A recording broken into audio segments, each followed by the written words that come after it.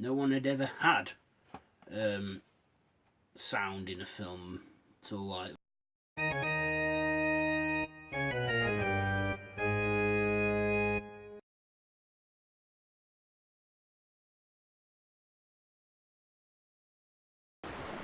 Children of the night, what music they make.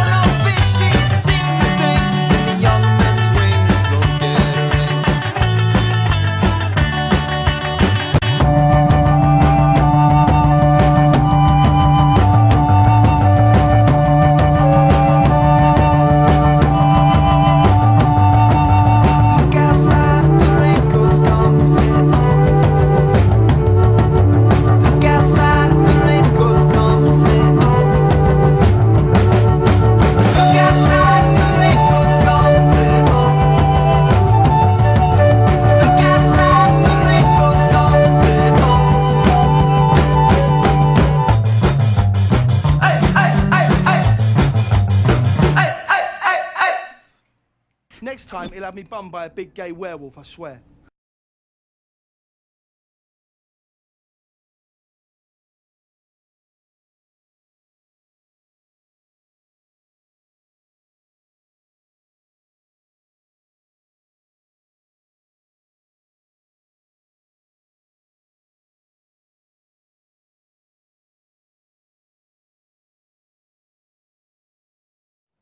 Hello there YouTube and welcome to Vampire Weekend.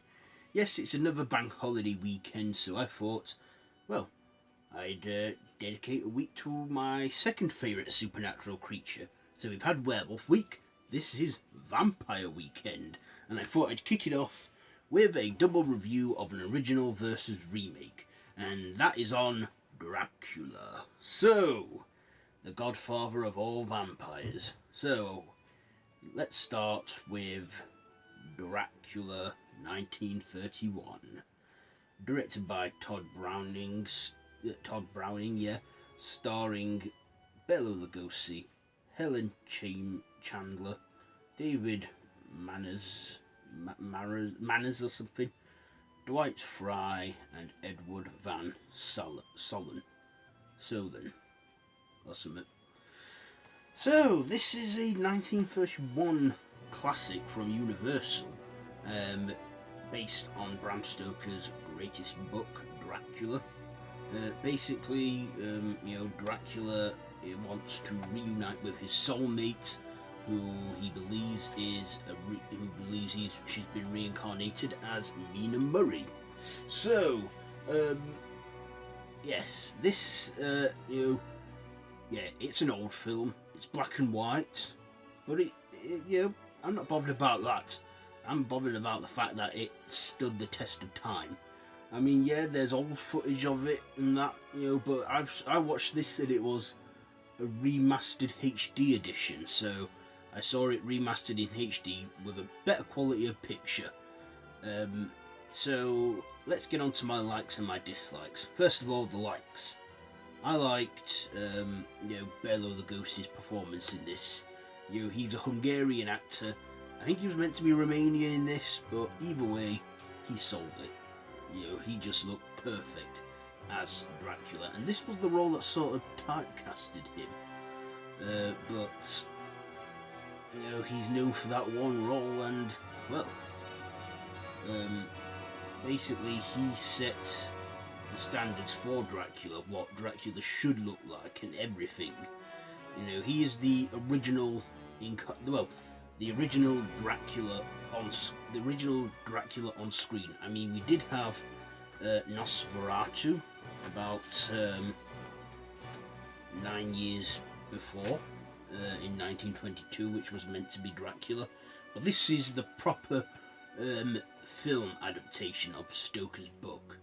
I also liked the effects. Yeah, there were a few very minor effects in there, especially the effect where Dracula's a vampire bat. Now you can tell it's a puppet, the bat. We never actually see on screen him change physically, because of course it was the 1930s and the effects, well, there was no such thing as CGI. I mean, this was obviously groundbreaking for its time when it was made. Also, I liked, I don't think we ever really saw Dracula feast on the blood. There wasn't much blood in it, not a lot of gore at all. In fact, this film today is PG rated. I mean, probably in 1931 it was quite scary and very dark and gothic, but today it's very tame to the stuff we have now. This is PG rated and stuff. Vampires and that. But yes, I liked this version of Dracula, and I also like the supporting actors, especially from sorry about that, from Edward Van Salona or something, who was Van Helsing in this film. But yes, this is a true classic. This also made horror history by being the first ever horror film with sound, because before that we had the silent era. Films didn't have any sound or and this broke the ice by being the first ever horror film with sound, and at the time that was amazing technology in that, because, well, no one had ever had sound in a film till like around then. So yes, Dracula. Now, as this is a original versus remake, we gotta go to the remake from 1992. But before that, ratings. Well, I enjoyed Dracula, the 1931 film. Was a little boring in the middle act, but other than that, I enjoyed the rest of this film.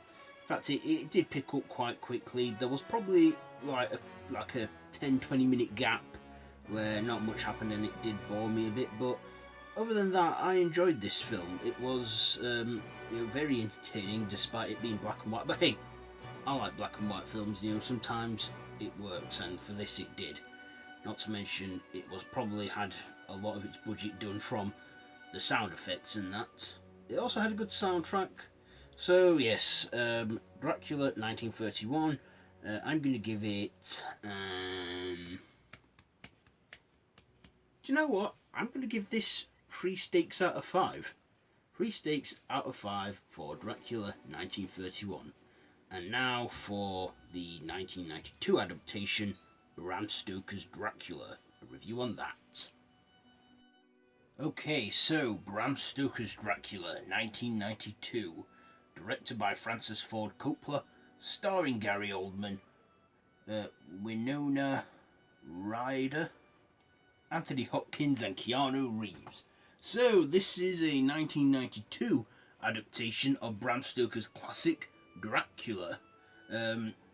So in the 90s they rebooted 2 Universal monster classics. I'm just a bit red hot. And one of those was Dracula, the other being Mary Shelley's Frankenstein. So, Dracula. So this is more of an up-to-date version. Well, it was around the time it was made. Basically, it's similar to the... Excuse me. Sorry about that. It's similar to the 1931 original, where it's like... it has like elements of the original and that, and it has that immortal line in it too, that children of the night, what music they make.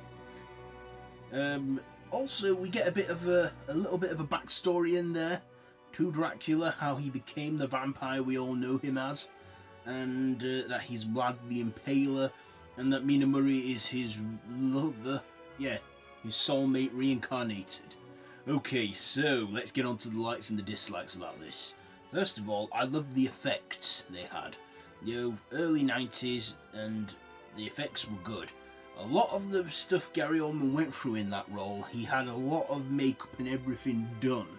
I mean, he had to look like old, then he had to look like a bat, and then a wolf. Yeah, and I do like the dark gothic tone to it as well. This one, of course, with it being the 90s and 60 years on from Dracula, the original with Bela Lugosi, this just really got really got a lot better.